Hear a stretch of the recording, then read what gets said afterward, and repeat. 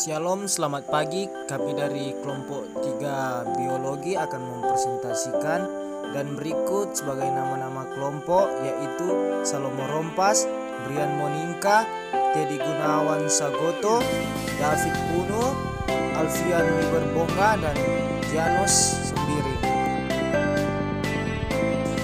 Dan sebagai berikut, pertama, rumusan masalah, yaitu latar belakang dari metabolisme.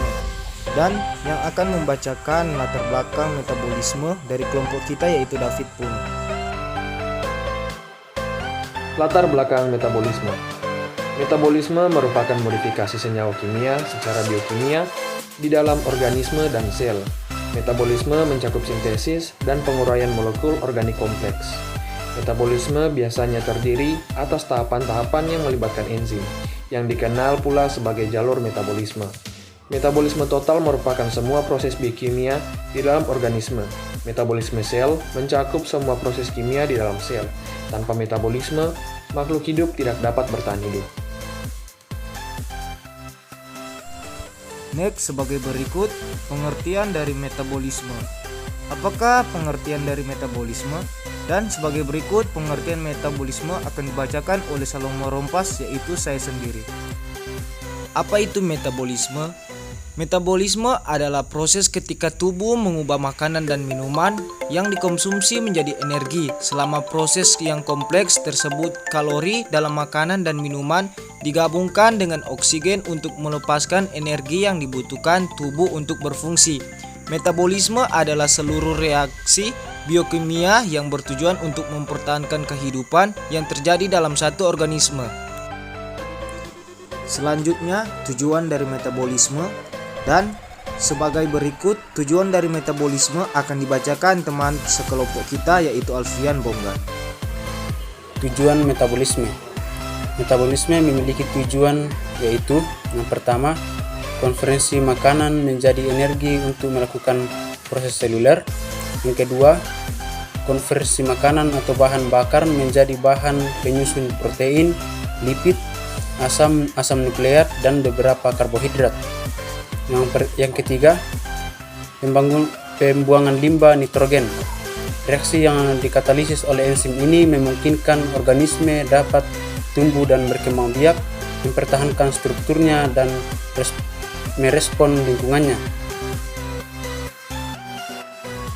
Adapun tujuan sebelumnya dapat dirangkum menjadi tujuan utama dari proses metabolisme, yaitu menyediakan energi seluler yang dibutuhkan dalam proses kehidupan seperti pertumbuhan, bergerak, mencari makan, mengeluarkan sisa makanan, menanggapi rangsangan, dan bereproduksi. Di samping itu, metabolisme juga memungkinkan penyusunan biomolekul yang dibutuhkan oleh makhluk hidup. Selanjutnya, berdasarkan tujuan metabolisme mempunyai dua reaksi. Yang kedua, katabolisme, yang ketiga energi. Dan yang akan membacakan tiga hal itu adalah teman kelompok kita yaitu Brian Moninka. Berdasarkan tujuannya, metabolisme mempunyai dua reaksi, yaitu yang pertama anabolisme. Terjadi ketika reaksi kimia menyusun senyawa sederhana menjadi senyawa kompleks. Anabolisme membutuhkan energi untuk menyusun senyawa tersebut menjadi senyawa kompleks dan bersifat eksergonik. Salah satu bentuk anabolisme adalah proses fotosintesis yang terjadi pada tumbuhan atau membuat makanannya sendiri. Yang kedua yaitu katabolisme. Katabolisme terjadi ketika reaksi kimia mengurai senyawa kompleks menjadi senyawa sederhana.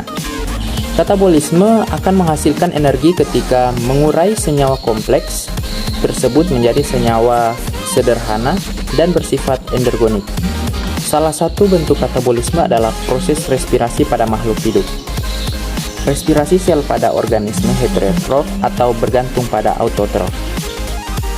Yang berikut yaitu energi. Energi merupakan modal dasar makhluk hidup untuk melakukan berbagai aktivitasnya. Unit seluler ATP yaitu adenosin trifosfat. ATP akan menghasilkan energi saat ada pemutusan rantai fosfat dari ATP ke ADP. Dan selanjutnya yaitu mengapa makhluk hidup melakukan metabolisme. Berikut penjelasannya dari teman kelompok kita yaitu Teddy Gunawan Sagoto. Mengapa makhluk hidup melakukan metabolisme?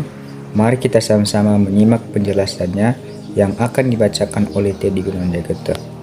Makhluk hidup melakukan metabolisme yaitu untuk mengonversi makanan menjadi energi untuk menjalankan proses pada tingkat seluler. Mengonversi makanan menjadi bahan baku pengusung protein, lipid, asam nukleat, dan beberapa jenis karbohidrat, serta mengeliminasi limbah metabolik.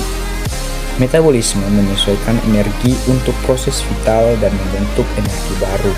Metabolisme berhubungan dengan aktivitas tubuh untuk menentukan fungsi organ tubuh, memperbaiki sel, pencernaan makanan, dan pernapasan.